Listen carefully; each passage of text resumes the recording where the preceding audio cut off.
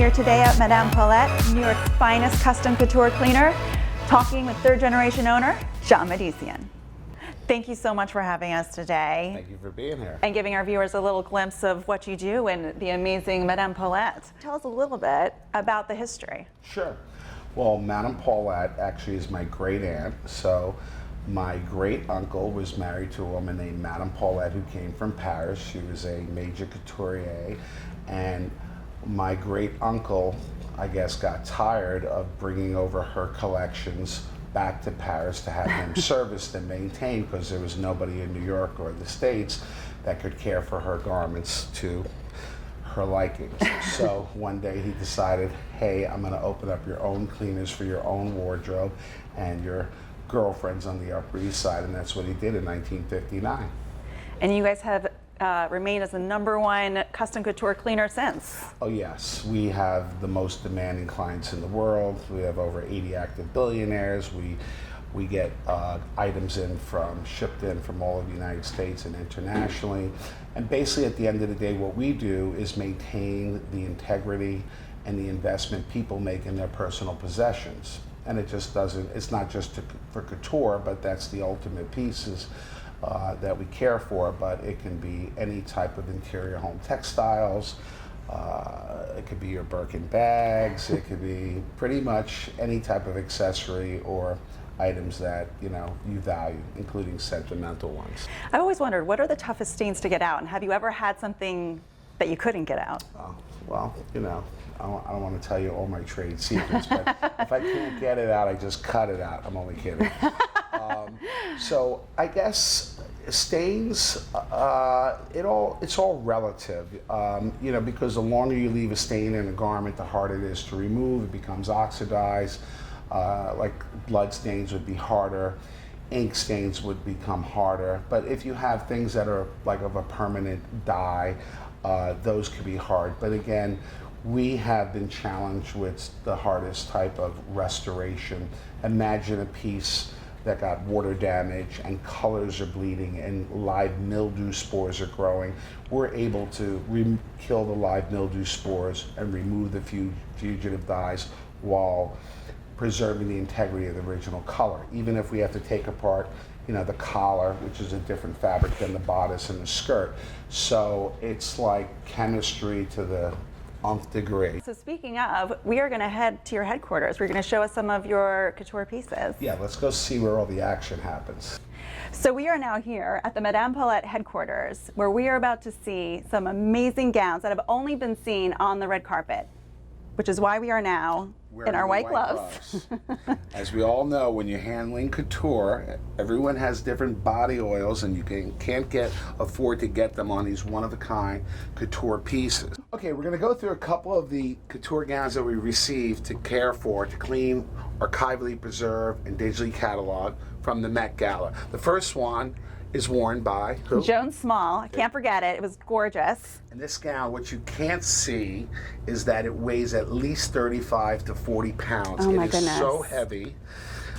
And it's made out of all real metallic threading, heavy beadwork. It's a piece of art.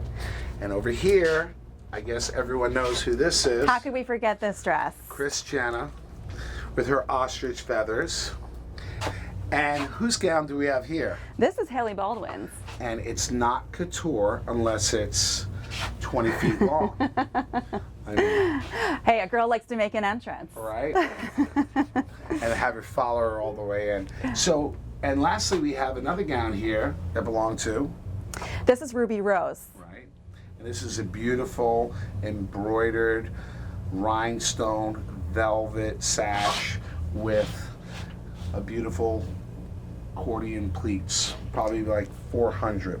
And if you can see, there's stains everywhere, and this is going to be fully cleaned and restored by hand back to its original condition, then archivally preserved, digitally cataloged, and put away in our climate control vault. Fantastic. It's amazing how beautiful these dresses are on the red carpet, but to see them up close and the detail that goes into them is quite impressive. It is amazing. That's why the couture, they're one of a kind. They're made for a specific person for a specific night, and then they're become part of fashion history.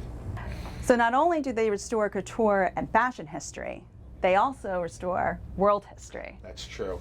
And something that could sum it up is the commission that we got to restore Winston Churchill's original general's outfit. This is before we were commissioned to restore the exterior only. I think you'll get the picture right here. So right here on the right, we restored the right half of the exterior, and you can see the difference. And then this is the entire piece fully restored. That is world history. So now that we've seen some of these beautiful couture pieces, let's go take a look at how the magic happens. Let's go.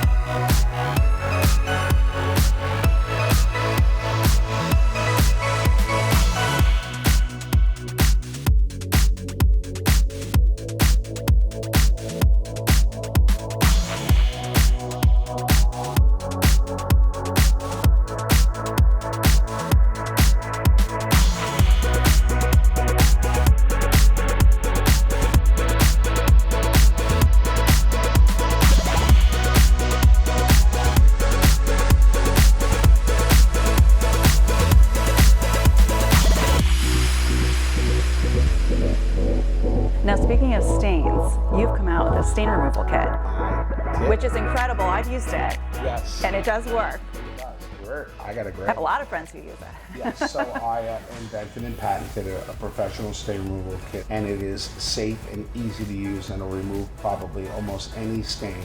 Why? Because time is the most important factor, so if you can treat a stain while it's fresh, you can remove it. And of course, I have proprietary formulas that I've worked on for now 50 years. Well, thank you so much, John, for giving us an amazing tour of Madame Paulette today. Well, thank you, Molly, for giving me the opportunity to share with everyone out there what Madame Paulette's all about and how we can care for their garments.